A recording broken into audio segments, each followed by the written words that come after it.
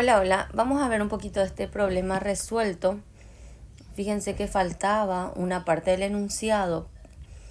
Decía, una varilla de longitud L y masa M rota sin fricción en torno a un eje que pasa por un punto situado a una distancia igual a L sobre 3 de uno de sus extremos. La misma se suelta en la posición horizontal desde el reposo. Se pide determinar su aceleración angular inicial, su velocidad angular cuando la misma esté en la posición vertical.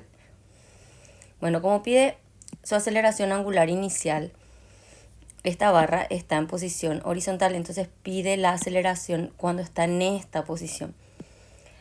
En el video anterior habrán visto el análisis, y acá hay un error de tipeo y tiene que ser 90 grados, ya que pide en la posición inicial y en la posición inicial está de manera horizontal.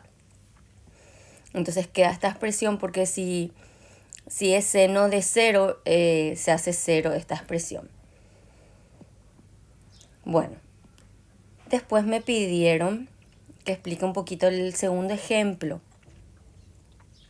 Cuando hablamos de la rotación de un sólido alrededor de un eje móvil, tenemos que considerar la condición de ligadura, que siempre que tengamos que rueda sin resbalar, vamos a poder utilizar estas dos condiciones. Recuerden eso, que la aceleración del centro de masa es igual al radio por la aceleración angular. Lo mismo se cumple para la velocidad. En este segundo ejercicio resuelto dice, tenemos un disco de radio R y masa M, tiene a su alrededor una cuerda. La misma está sujeta a un soporte en el extremo libre. El disco se suelta desde el reposo. Velocidad inicial 0. Y baja desenrollando la cuerda, rodando sin resbalar, condición de rodadura. Sobre la misma, determine la tensión de la cuerda y la velocidad del centro de masa del disco luego de bajar una altura h. Entonces vamos a usar lo que es dinámica para el sólido rígido y conservación de energía para el sólido rígido en esta situación. Vamos a suponer que después el disco va a estar acá más o menos y vamos a tener dos puntos. En el punto inicial tiene velocidad inicial 0, luego va a pasar a tener una velocidad final diferente de 0. Acá está el centro. Esta va a ser la altura que va a descender. Y para el diagrama del cuerpo libre tienen que la cuerda ejerce una fuerza-tensión. Es importante que coloquen la fuerza ahí donde muestra la figura. ¿Por qué? Porque ahora estamos considerando a la masa como un sólido. Entonces, en el punto donde actúa la fuerza es el punto real. Lo que sabemos que el peso siempre actúa en su centro de gravedad, que coincide con el centro de masa, ya que es un cuerpo de dimensiones pequeñas. Entonces, la gravedad es constante en toda esta altura. Entonces, consideramos que el movimiento es para abajo, lo que tenemos peso menos tensión. Peso menos tensión es igual a masa por aceleración del centro de masa. En esta segunda ecuación, ¿qué es lo que tenemos? Tenemos que la sumatoria de todos los momentos es igual a I por alfa. Entonces, con respecto al centro de masa, estamos calculando este punto.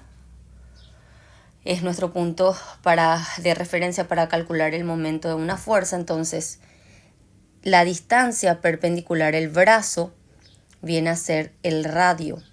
Forma 90 grados con la tensión. Por eso es que tenemos que, para el momento de esta única fuerza, en el primer miembro, en el miembro de la izquierda, tenemos que es fuerza por brazo, que en este caso el brazo es el radio. Es igual a I donde vemos que I, ya que es un disco, es un medio mr², por la aceleración angular del centro de masa. Se sigue trabajando con la segunda ecuación, que es esta, donde como tenemos la condición que rueda sin deslizar, entonces la aceleración del centro de masa, vimos acá arriba que era R por alfa. De ahí podemos despejar alfa, entonces va a quedar la aceleración sobre el radio, que es lo que tienen acá. Se simplifica el radio y también se simplifica este radio con este radio. Entonces nos queda un medio de m aceleración del centro de masa sobre 2. Esta tensión que hallamos nos va a permitir introducir en la primera ecuación que está acá. Entonces de ahí nosotros vamos a poder hallar la aceleración del centro de masa. Para poder hallar la tensión que teníamos acá es m aceleración del centro de masa, entonces introducimos esto también aquí, que ven que está acá. Entonces nos queda que la tensión es 1/3 del peso. Bueno, para calcular la velocidad del centro de masa tomamos la condición de conservación de la energía. Entonces la energía que tenemos acá arriba, mecánica, tiene que ser igual a la energía que tenemos aquí abajo. Consideramos el sistema de referencia en el punto más bajo. Entonces la altura aquí va a ser h y la altura aquí va a ser 0.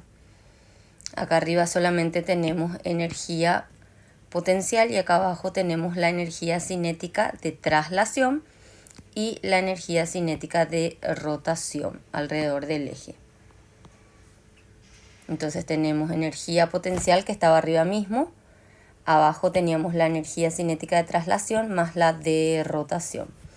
Utilizamos la condición de rodadura, entonces colocamos velocidad del centro de masa sobre r, se elevó esto al cuadrado y de ahí despejamos la velocidad de traslación del centro de masa. Se va la masa, ¿sí? Y esta r² con esta r², entonces para que finalmente les quede esta expresión.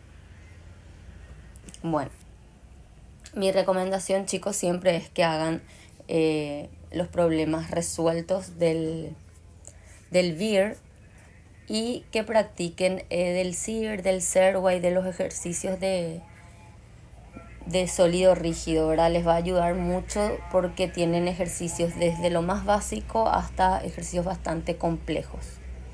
Por supuesto, no olviden también estudiar del Fowles. El miércoles van a tener su actividad sumativa, solamente corresponde a esta unidad de sólido rígido. Lagrange va a salir en la final. Sí, Lagrange se les puede evaluar como teoría en lo falso y verdadero, pero está más concentrado y más pensado en lo que es sólido rígido. Cualquier duda, a las órdenes o me escriben al correo institucional. Ahí les respondo enseguida. Muchísimas gracias.